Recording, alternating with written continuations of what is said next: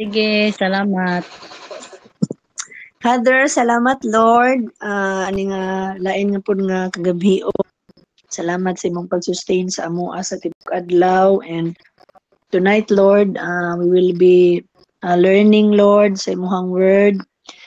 Panalanginin si Ate Alice Ginoo nga share sa imong pulong diri kanamo. I pray for your Holy Spirit amahan nga enlighten sa mua, magapasabot sa mua.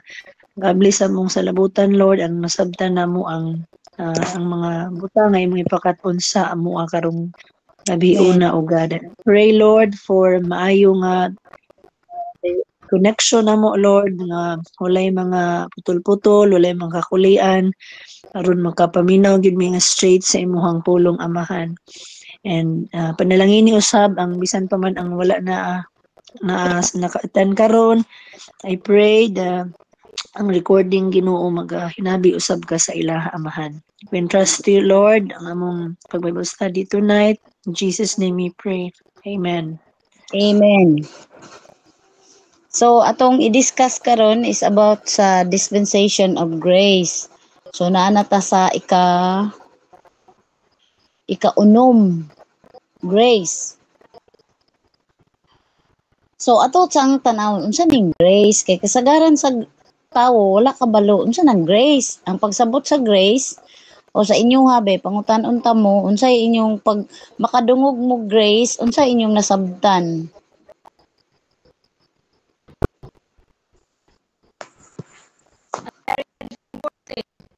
Unmerited favor. Unsa pa?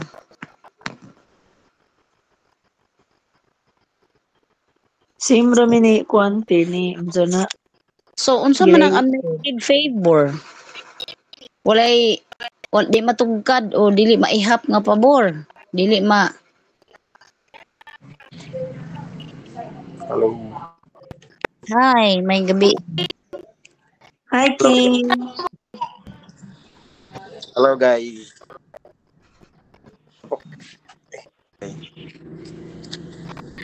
So, naana ta sa grace? Padayon pa. Ang si Grace sa inyong nabalaan, ingon si Grace Bastasa og si Sheila, unmerited favor. So, kung basahon nato ang Greek word sa grace, mo na gitawag og charis or unmerited favor of God. So, in short na siya, pero daghang meaning ang grace, no? So, lingkag unmerited favor, dili matugkad nga pabor. Unsa man ang pabor gihatag sa Ginoo sa ato? Pero moadto tag mga verses, dito na to matugkad unsa ginang grace. So unsa day pabor gihatag sa Ginoo? So dili ka deserve iya kang gitagaan. So kasagaran kung atong i-discuss ang grace, what is grace? Pabor. Unsa pabor gihatag sa kaluwasan. So atong basahon ang Ephesians 2 verse 8 to 9. Mo ni ang pinaka famous nga verse of grace, no? Sige, Ephesians chapter 2 verse 8 to 9. Dayon 2 Timothy chapter 1 verse 9, chapter 2 verse 1.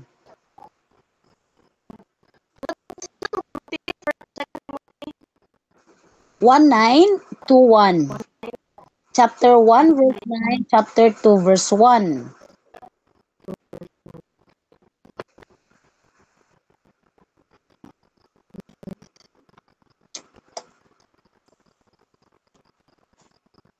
Then apa yung mga verses ana atong naman namo na lang. Sige, kung naamoy mga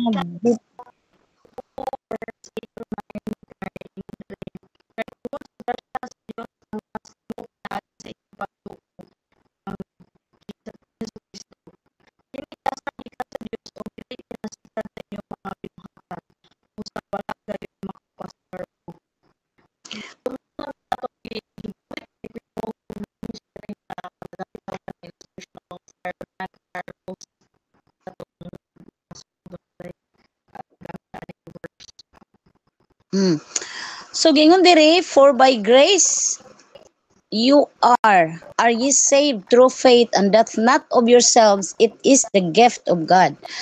So, ang grace diring giingon, kaluwasan, naluwas kita pinaagi sa grasya, tungod sa pagtuo, o dili kini gikan sa imong kaugalingon, but ingon diri is the gift of God, no? Gasa sa Ginoo. So unsa dining grace? Diri nga verse makita nato gasa, gift of God. So naay gihatag, yung gasa naay gift, so naay siya gihatag. Amen. Nabay umuing kag naay gift, naay something nga gihatag. Correct? So niya ato makita unsa nang gihatag sa Ginoo. Munay pabor, no? Naay pabor kay gihatagan ka nga di ka deserve. 2 Timothy 1:9 ug 2:1.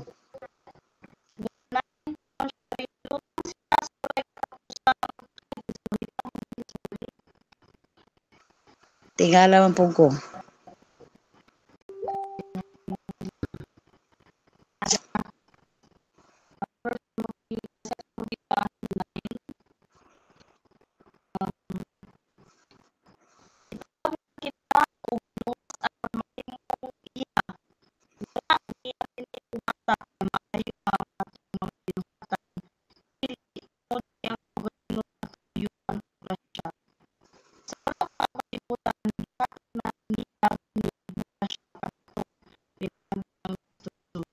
Akong basahon sa English ha, kay murag nagkabaliktad yan diha sa Bisaya, no? Who hath saved us and called us with holy calling, not according to our works, but according to his own purpose and grace, which was given us in Christ Jesus before the world began. So unsa tawag ana, nagkabaylo-baylo na sa Bisaya, no?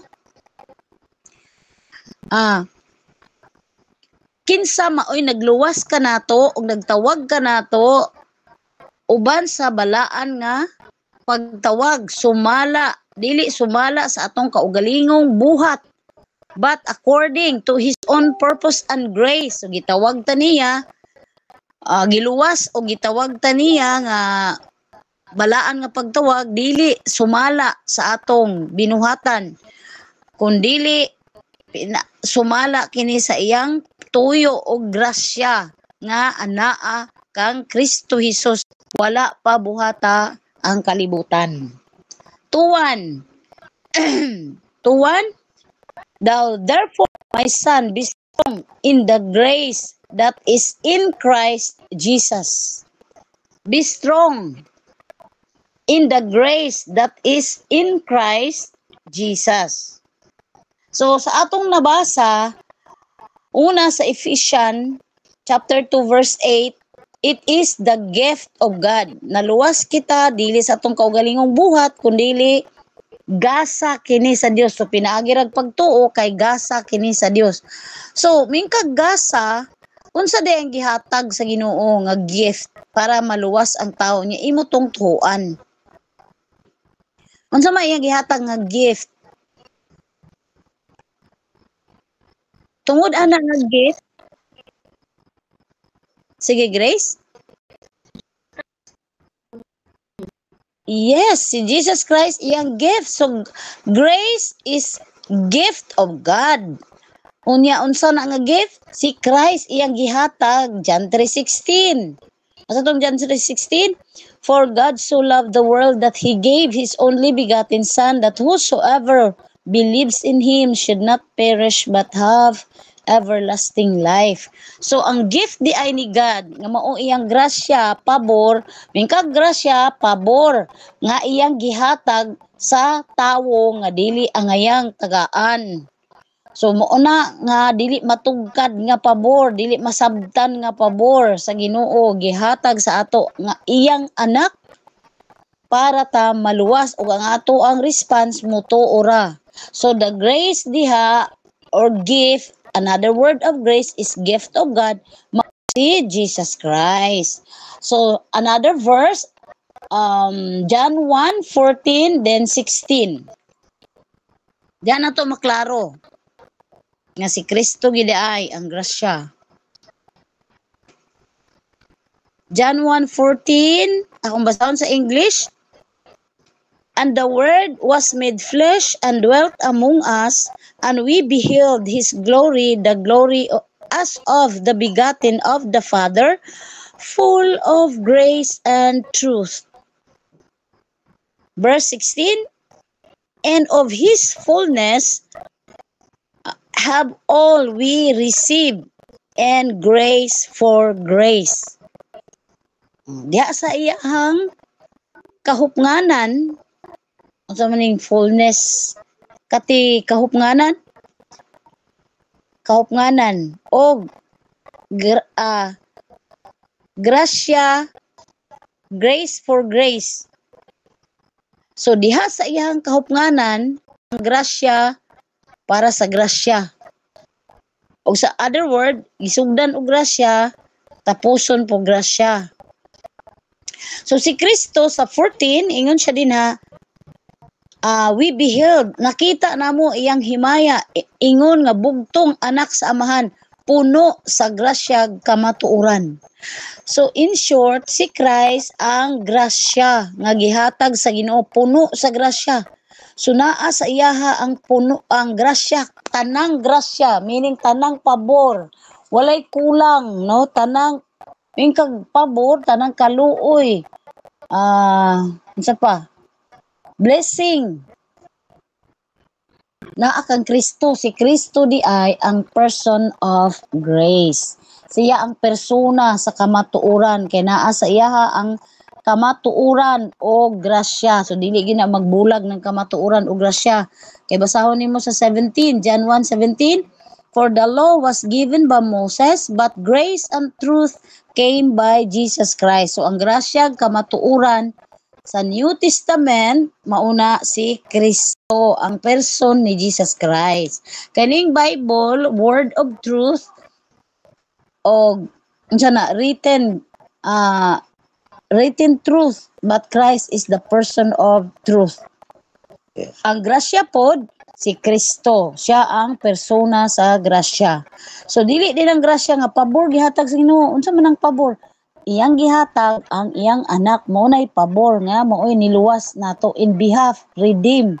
So in behalf sa imuha, siya nagredeem, siya nagtubos nato.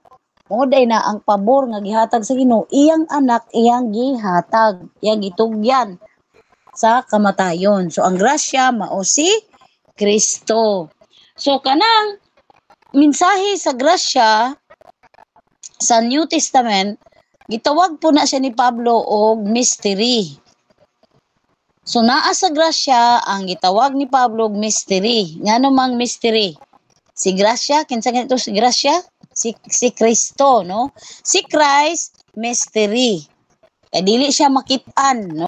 Hanan ko na gamit ining Ephesians 2:8, kung pangutan-on ako kasagaran ang akong gitudloan o gi-Bible studyhan. Unsa man ang grasya nga gihatag sa Ginoo? Ang tubag kay gisulti man kaluwasan. Unsa ang maluwas ang tao? Pinaagi sa grasya. Unsa man ang grasya? Kaluwasan. Balik-balikon gyud nila, dili gyud makita nga si Christ di ay ang grasya, no? Nga naghatag og kaluwasan kung imong tuhuan. So gitawag siya mystery kay unsa may mensahe diya sa grasya di ay. Kay kasagaran may ka grasya, mutuo ka nya ahaman imong tuhuan.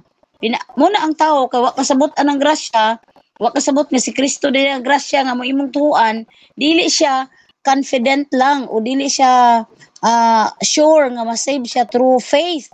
Yung pagtuo lang, dili gyud siya kasalig, dili siya kampante nga mutuo lang. Di ba mostly maningkamot yun, abagan na tuog paningkamot niya atong gibasa diha sa Timothy 1:9 nga di man sa atong palingong paningkamot galuwas ta gitawag sa Ginoo, dili sa atong nabuhat kundili pinaagi kang Kristo Hesus niya. Sa 2:1 ang grasya na akang Kristo, si Kristo mao ang grasya, no? So naa kang Kristo tanan ang grasya. So una ang tao wa kasabot unsa nang grasya nga si Kristo di ay. So dili gyud siya kuan kadawat nga pagtuo lang wala na kay buhaton motuo ra ka, maluwas dayon ka. Unya ginatudlo nga si Kristo rang makaluwas. Walay makaluwas, that's why minaog si Christ aron maluwas ta. O daghan pong reliyon nga dili gihapon makadawat nga si Kristo ra ang kaluwasan kay kinahanglan gyud na ay buhaton, na ay tumanon, no? Meaning kulang dai si Kristo. Kay kung maluwas ka pinaagi o madawat ka sa Ginoo pinaagi sa imong mabuhat, nunid pa nga moanhi si Christ aron mamatay sa krus, aron tubson ta. Kay maluwas man day ta pinaagi sa atong kaugalingong buhat. So unsa man ning mystery? Atong basahon Romans chapter 16 verse 25, Colossians 1:25 to 27. Usbon ako Romans 16:25, Colossians 1:25 to 27.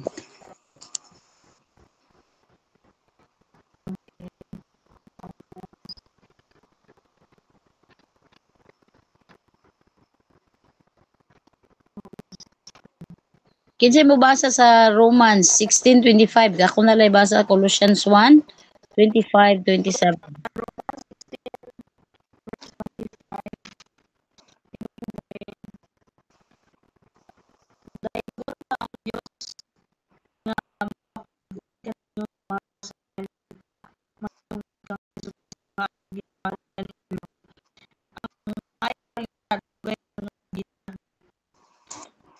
Mm.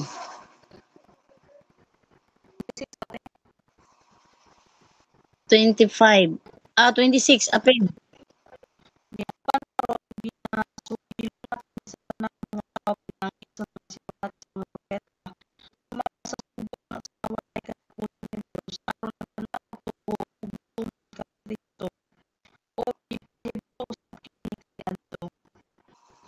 So, ang maayong balita, dugay nang gitago. Uy, unsa man ang maayong balita, ang dugay rang gitago. Pero karon gipahibalo na. So, basahon na to sa Colossians chapter 1:25 magsugod. Whereof I am made a minister according to the dispensation of God, which is given to me for you to fulfill the word of God. So, kinsa may nagsulti ani, whereof I am made a minister according to the dispensation of God, which is given to me. Kinsa man ni siya? I am o kaning gihatag nako. Gihimo siyang minister according to the dispensation of God. Which is given to me for you to fulfill the word of God. Si Pablo, no, siya ang gihimong minister sa Ginoo sa iyang kapanahunan, sa iyang dealings nga mao ang grace. Even the mystery sa 26, even the mystery which hath been hid from ages and from generation, but now is made manifest to his saints. So, ang misteryo, ang tinago, dugay nang gitago sa mga katuigan, no? Gikan pa sa sukad pa sa mga katuigan o kaliwatan, no? Ages and generations, but now is made manifest to his saints. Apan karon iya nang ipadayag ngadto sa iyang mga balaan. 27, to whom God would make known what is the riches of his of the glory of this mystery among the Gentiles, which is Christ in you, the hope of glory. So kani nga tinago, unsa nga tinago? Dugay na kaayo from ages and generation pasabot ani the Old Testament saints, no? Katong mga gipanggamit sa Ginoo sa Old Testament, mga propeta o mga katong mga alagad niya kaniadto nga gisultihan sa Ginoo unsay iyang mga plano sa future, pero wala nila ni na-mention, no, sa Old Testament saints or prophets. Wala ni na-mention nga tinago kay gitago man sa Ginoo sa Old Testament. So mga kaliwatan nangagi o mga katuigan, ages, katuigan o kaliwatan nangagi wa gyud kabaluan ni, gitago ni sa ilang panahon, has been hid. Natago ni, gitago sa Ginoo. Pero karon, to whom God would make known what is the riches of the glory of this mystery among the Gentiles, which is Christ in you. So ang gitago dahil sa Ginoo kaniadtong panahon, no, mga katuigan ug kaliwatan, bahan di anon niyang himaya. Unsa man ni siya? Christ in siya, which is Christ in you. Unsa man ni Christ in you? Kasi meaning anang Christ in you. Naaman po Christ with you. Naaman po Christ with you, di ba? God with you, Christ with you.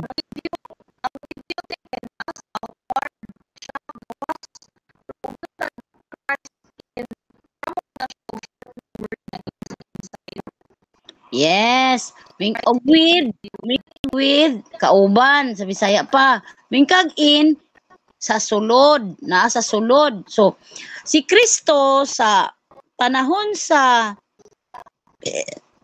Matthew, Mark, Luke, John, sa wala pa siya namatay sa cross, with them sila.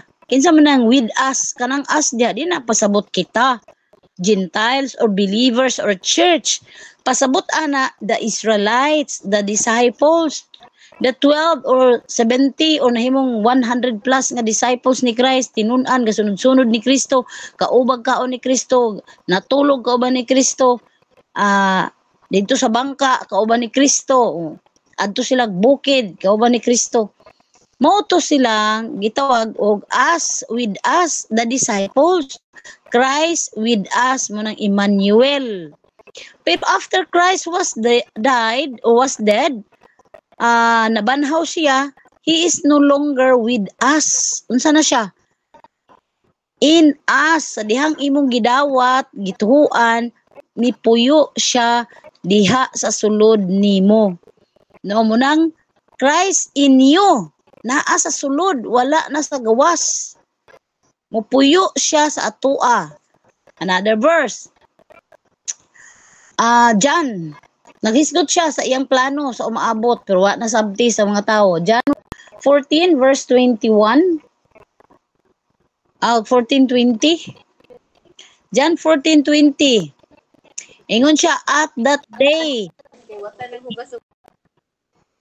day you shall know that I in my Father, you in me, and I in you. So moabot tong adlaw, ingon siya at that day. So wala siya hisgot sa iyahang kapanahunan nga naa siya, no, nga nagsulti, kundi naghisgot siya another day.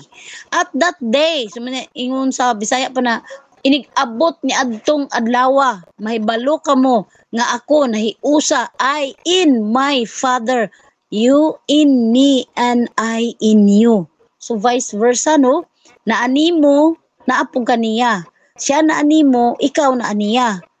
Mao na siya ang union, mao na siya ang mystery.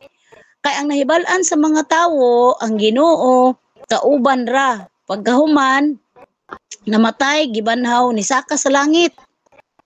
So dito ra ang nahibal-an sa mga believers until now. Mao nang kung mag-ampo, unsa kay inampuan?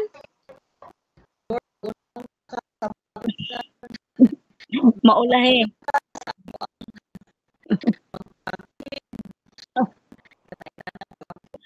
Oh, see? So mag-una maulahi ang Ginoo. Kay ang ato manggong nasabtan lang kay nisaka siya sa langit, pero pwede siyang muduol og tawgon nimo nga mag-pray ka. Pero ang wala na continue, no, ang kabubuton og ang plano sa Ginoo, wala pa buhata ang kalibutan. Nagplano na siya daan nga si Kristo papuyo niya sa tao. Mao na ang mensahe sa grasya. Dili lang kay si Kristo namatay para nimo gihatag sa Dios, wala lang diha taman ang grasya. Ang grasya is naa si Kristo ni puyo nimo. Muna unya atong masabtan, magpakasala di ka. Unsaon mo pagpakasala nga naaman si Kristo diha nimo. O unsa may purpose ana dayon unya ato na makaon si purpose nga si Kristo mupuyo nimo.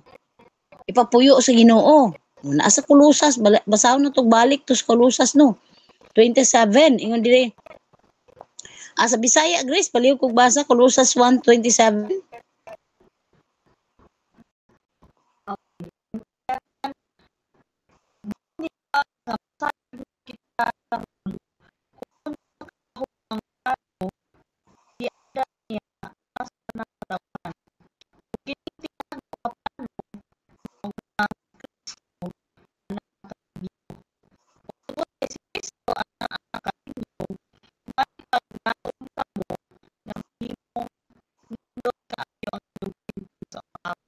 Oy, gi-elaborate din siya maayo dira no.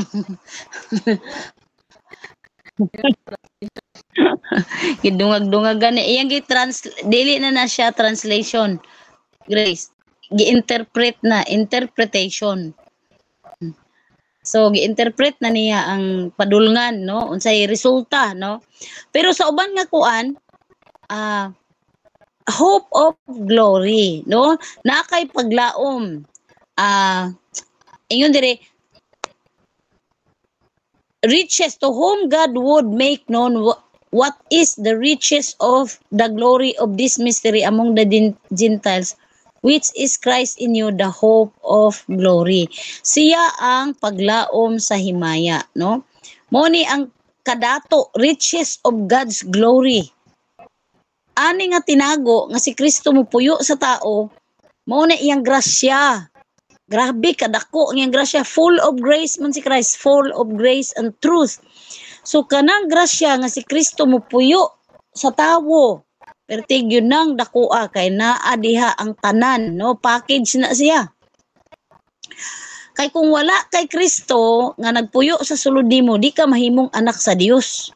Di ka mahimong matarong, di ka balaan, di wala kay kaalam. Kay si Kristo tanan, naa sa iya ang tanan. Mao bitaw na ingon ang Colossians 2:10. You are complete in Him. Sa Bisaya daw, pali kog basa Grace. Colossians 2:10.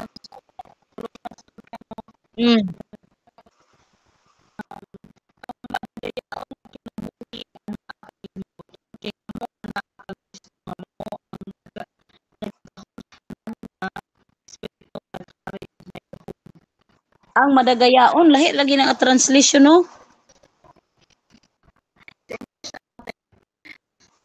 Basa na ko sa English. And you are, dili sa diha sa 10. 2 man no, Colossians 2. Basa na ko sa 3, verse 3.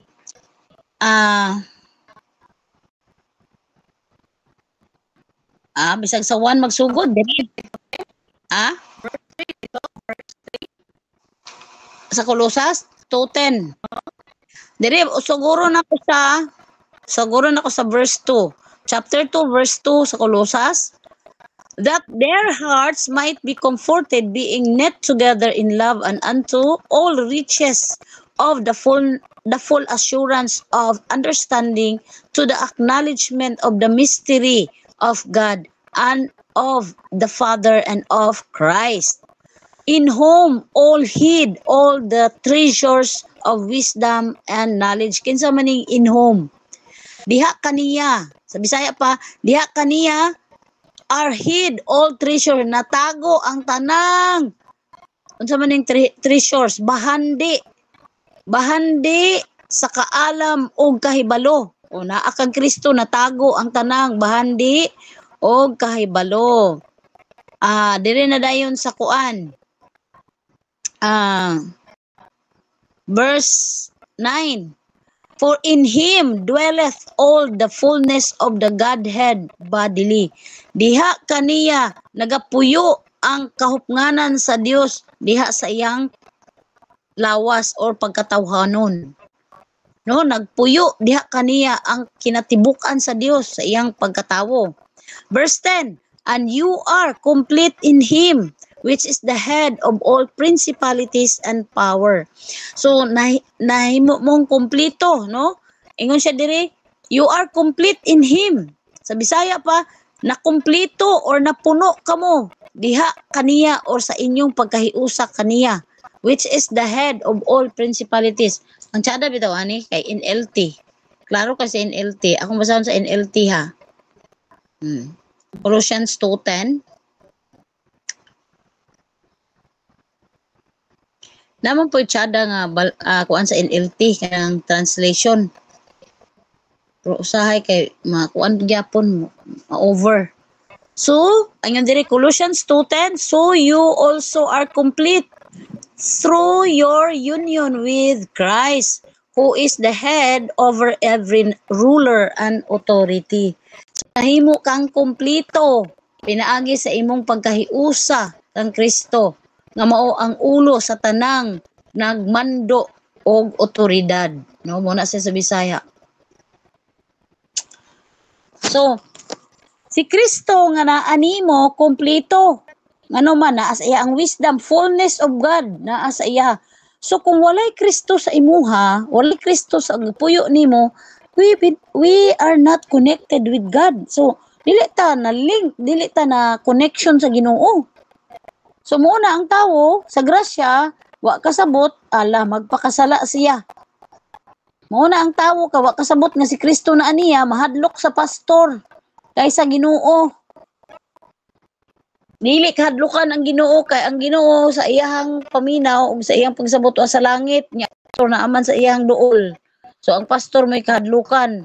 Pero kung makabaluta nga si Kristo di ay nagpuyo diri nato bisan pag way pastor o laing tawo or igsuon nga nakakita di gyud ta mo pakasala.